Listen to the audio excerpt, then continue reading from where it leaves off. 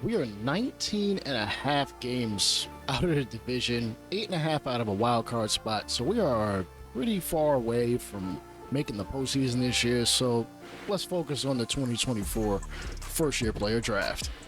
For some silly reason, you can't put unranked players on your draft queue. That doesn't make any sense. There's like 400 players. Like, maybe in the late round I might find somebody I want to take. Like, whatever. All right, we are going to get the 2024 draft started, and I believe Colorado has the first pick, followed by the Oakland Athletics, the Pittsburgh Pirates, the Detroit Tigers, and the Washington Nationals. We have the 15th pick, as you can see off to my side. Well, why y'all waiting for me for? Let's get this started. All right, with the first pick in the 2024 draft, they select... Who is this? Aaron Carter, the closer, lefty closer. Looks like he has very high potential. I thought that they implemented where teams wouldn't take relievers and closers in the first round. Oh God, this game is broken. Then there's switch hitter Javier Rodriguez from Venezuela. Switch hitter, he's got a lot more blue to his name. I think he's going to be the pick. It just seems like he needs to be that guy. He's a switch hitter too. Not that we need to be picking versus left or right or whatever. This guy seems like he's it. He's got speed. He's got arm strength. He can hit. He can hit for power decent enough. We're going with Javier Rodriguez. Never mind. They skipped over my pick. Well, actually, they chose for me. They chose Adrian Trujillo, who I'm not mad at getting. It's just I should have been paying attention. Rube went the very next pick, and Rodriguez went to the freaking Rangers. Damn, should have been paying attention. To make up for missing out on that outfielder, I'm gonna go with Roberto Casillas. He's got a lot of blue, decent amount of yellow, but we'll take him. And he's a very, very pretty highly rated at this point. I'm not desperate, but I want Villegas. He's going now. Hard fastball, a knuckleball at 75 to 80. I'm gonna have a ton of fun with him. Come on. Luis Arias is not going anywhere anytime soon, but Kurt Trujillo has contact to replace him if need be, or he can move to third to replace a guy like Moncada if we decide not to keep him at some point in time. Brian Bong very well could be a back-end starter at some point in this franchise. His hits per 9, though, is scaring me, though. His presence is anywhere between 9 and 39, and that is not good by any stretch of the imagination. Do I take him? I think I'm going to wait a little bit. We really need the relief pitching. I need Rico Castilla. 2-seam, 4-seam, splitter, slider. I don't really need anything else. And it looks like his splitter might actually be his best pitch. I'm clearly falling in love with the splitter. Clearly falling in love with the splitter. Greg Nguyen, I think, is that next dude. I think that potential is a lie. 89, really? Like, come on, look at all that green. Look at all that blue. Man could be phenomenal. I wish you were a left-handed pitcher than a righty, but it's fine. It's the 4th round. I'll take him. We might not be hurting for catcher, but I'm not going to turn it down just because I don't like Mejia, and eventually he's got to go. He'll probably be gone this offseason, so I want to be able to replenish that catcher with not only a catcher that I find in free agency, but one that I'll probably just draft at this point. Lastly, we're going to go with another reliever, this time of the left-hand variety, Andres Zuniga. 4-seam slider, curveball, changeup. Nothing too crazy, but I do like that he's a lefty. I need another lefty in the system. I don't think we have too many of them sitting in the minors. We came out of this draft, I think, pretty decently. 3 relievers, a starter, a catcher, and an outfielder. Oh, and a second baseman who can hit for contact, and I think it has a secondary position. So let me know what y'all think of this draft down in the comments. We've got 2 all-stars. Jose Alvarado with his 24 saves and a 1.5 ERA. Good for him, despite the fact we aren't really giving him very many opportunities to save games. And then as a backup, Francisco Alvarez is going to be on the team as well. 15 home runs, 234 average, 10 doubles, 75 hits. He's not playing horribly, though his batting average really could use some work. Give him credit where credit is due, even in, like, those two players have definitely carried us, despite the fact everywhere else offensively, we can't get a damn thing done. Our first trade of the season is going to be really nothing to cry home about. As I stated earlier, I don't care for Francisco Mejia. He can field, but he doesn't have a strong arm, so putting him at catcher is not the best of ideas. And putting him in the outfield doesn't really help either, especially considering he only hits lefties. Chad Dearduff, despite the contact number, which looks good, I can't seem to buy a hit with him.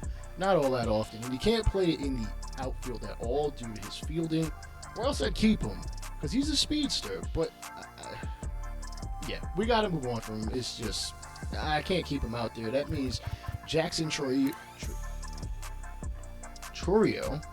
hopefully I'm pronouncing that properly. I'll baseball reference that after this. Hopefully he is good to go. Could use some more work in the hitting department.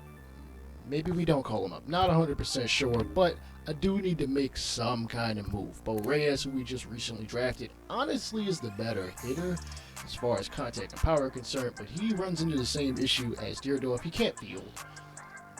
And the second baseman that I decided to trade for, just in case, I mean, he can play other positions too. Good fielder, solid speed, switch hitter. Maybe he'll have a role in a couple seasons. On second thought, we're going to keep Chorio down, at least this year. Jorge Barosa is going to get the call up. And again, the power is not going to do it for us, but I want to give him a shot. He is a very good fielder and does have good speed. Hopefully he can get those offensive numbers up. July 17th, and it just makes all the sense in the world to re-sign Luis Arias. Phenomenal contact hitter, obviously, former batting champ, and is kind of, he's not a superstar, so I'm not going to pay him superstar money, but he would be a great complementary piece in the lineup for the offense for the foreseeable future. And as you see right below me, we have a ton of room to work with. A lot of the other guys that I can extend are either have another arbitration year or have a bunch of renewal years, so I'm not going to break the bank if I don't have to. Some of those dudes include Nestor Cortez, who, despite not having the best of seasons, has another arbitration year, so again, I'm not hell-bent on re-signing him. And a lot of these other guys, I'm going to hold off to see if maybe anything else might pop off come free agency. Maybe I move a couple dudes to make a move, because we need more power. Where we sit offensively, solid enough in contact, pretty good pitching, one of the tops in speed. We don't have, well, we need the bop. We need some kind of bop. And without getting too cheesy, like trading for Tatis or something like that, because the Padres ain't doing that. I'll see if anything else is out there. Lourdes Gurriel looks like the top player so far as power guys who are in it, who are from another country not named the USA. He's 30 years old. Do I make that move and just deal with it? And if he's a free agent next year, we just deal with it? Or, you know what? Let's just make this move. What the hell? Why not? Just make the move. The D-backs don't want that much. They want Felipe Bermudez, who he's a young reliever, and as you can see, his hitting Cape and I really aren't too terrible. I really don't want to get rid of him for a guy that, honestly, we're renting for now. I'm going to see if they take Fujinami. They are interested. They also want a starter and a second and or third baseman. Let me see what else out here. Third base, Prieto's not bad. He can field. Malcolm Nunez is out. Second base-wise, I just traded for Ian Lewis. Let's see, Daniel Brito might not help them out much. Do they need a starting second baseman? No, they just want a second baseman for the sake of having another second baseman. Or Baez might be that guy. Let's see if they take him. Well, obviously they're going to take him. Their interest is not going to change too much. I think this is a solid deal. Let's make the move. We lose a little something speed-wise. We actually gain a bit pitching. And contact, we get better. We get better. So this is a good move. We're in the middle of the pack ranking-wise. I just want to make the postseason. I think y'all also want to make the postseason too.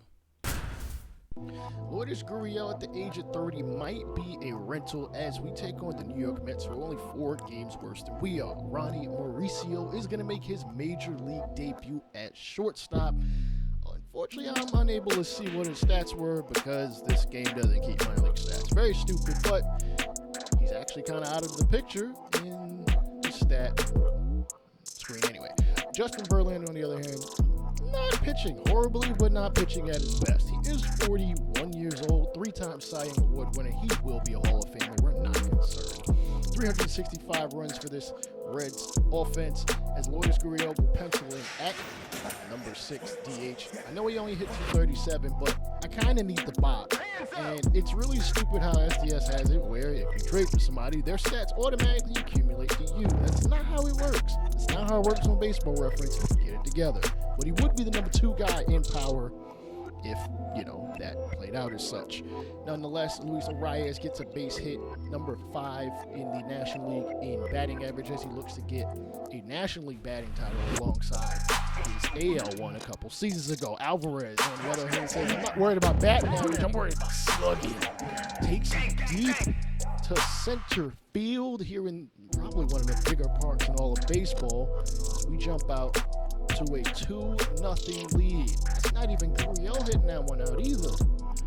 Alvarez does lead the team in long balls, his 18th. As Ellie De La Cruz is going to smoke this one into the left field gap. And listen, this may be easily a stand-up double, but if the defense doesn't get to that ball fast enough, it could easily be on third. Unfortunately, Lourdes Gurriel's first plate appearance is going to come out empty. He's going to pop it up to second base. And that'll end the first inning. Luis Castillo is going to get the start for today's game, but I'm going to be honest with y'all. Y'all will see literally no pitching in this episode. So let's move back to the offense. Moncada smacks this one almost to that plane up there. Who are we kidding? It's going to stay in the park, unfortunately. But he'll have a stand-up double. He has moved from the number 5 guy in the lineup down to number 7, where you don't have to rely on him as much. And here's another guy we don't really have to rely on all that much. I like his contact numbers, but he's just not doing that much. We bat him at the bottom. He can get a hit, cool. As Cuba Marcano is seemingly going to be our new leadoff batter in his second plate appearance. He's going to rip one to right field. It can't get out. The ballpark's too damn big. But it doesn't matter. His second place home. Home replaces second, and he'll end up with his 14th double of the season. Arias smokes this one into right field himself. This one is going to bounce down right center. And we'll do it again. Second place home. Home replaces second. That is his second hit of the ball game. Don't be surprised if he ends up with 3 or 4 hits. That's just who he is at this point in his career. Alvarez can't blast one out behind him, so he'll be the last out. De La Cruz smokes one right past Verlander, who still shows some quick reflexes. It's just not to glove it this time. As De La Cruz and Alonso share a bit of words. Not sure how great De La Cruz's English is, but hey, doesn't matter. Language of baseball. You don't gotta know it.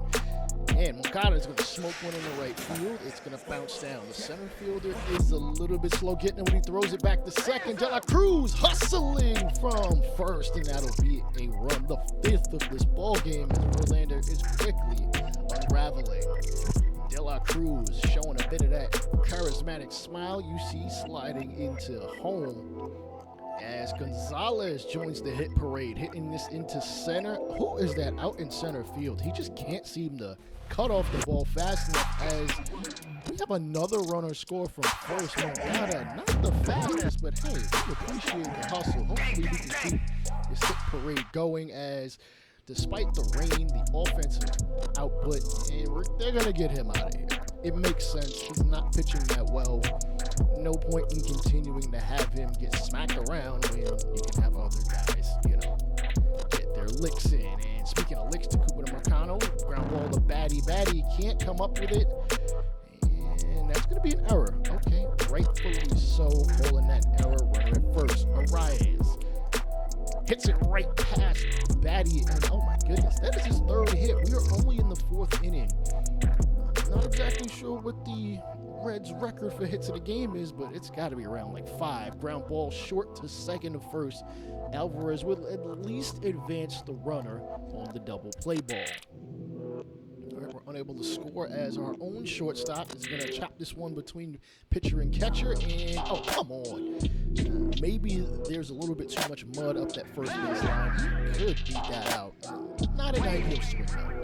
Gurriel, in his third plate appearance, pops it up to Alonso, and oh man, he is struggling to start off his career here, but he's still got a couple more innings. He will see another pitcher's hand on Moncada. 2 for 2, making up for Gurriel's lack of output today, and he's going to hit to the right field. Oh, the diving right fielder can't get to it. He's going to roll all the way to the wall. Moncada, though, is going to stand up at second with his 17th double, matching his jersey number. Gonzalez takes a circle change that, anybody with more power would have smoked that to LaGuardia Airport, and runner from second is going to score 7-1. Hopefully we can keep this offense going as Trailer hits this one up the middle. Moose making a name for himself at first. Don't know if we'll replace him in the offseason. We shall see. Hopefully his average gets back up to snuff given his contact rating. Marcano bloops one to left field. It's going to get down. Run from third will score. It's 8-1. Where is this offense that Steve Cohen paid for? Hell, he paid for all these dudes. Arias, hit number 4. It's the 5th inning. Run won't score. The bases will be loaded. Arias may end up with 6 or 7 hits in this game alone. Hopefully he doesn't get injured. Alvarez gets his 4th plate appearance in. Batty will easily throw him out, so he will get out of the 5th, down 7. Offense is a long way to go for them. They tax on 2 in the bottom of the 5th. Cruz smacks one to right field. Right fielder not going to have a chance at it. As deep as this park is, De La Cruz only ends up with a double. It's a little disappointing. Gurriel finally ends up in the hit column, and De La Cruz will credit him with an RBI. It is 9-3. Moncada up the middle, his 3rd hit of the ball game. Man, I really hope this offense continues. We are at about July 20th point, and I really want to see us make a postseason run. I don't even care if it's a wild card spot. Oh, diving attempt by Fraley, and oh man, that if he got that in the infield a little sooner, the bases would not be juiced for the Moose. As Bo Trailer, Canadian-born individual, is ready to let loose as his 3rd or 4th plate appearance, I forget at this point, will be a fly ball to deep center, sacrifice fly. Runner from second will go to 3rd without much of an issue. It is double digits to 3 here in the 6th. How many runs are we going to come up with today? Slider hung damn near over the middle, slap to left field as Fraley nearly overthrows him. It is 11-3. You love to see it. I'm glad these guys have come to hit. And this isn't the first game past the All-Star break, but we need to keep this going. Hopefully you guys will join me in future episodes. Moncada, 4 for 5, 2 doubles and a ribby, 22 hits leading to 11 runs. I'll holler at y'all later. Peace out.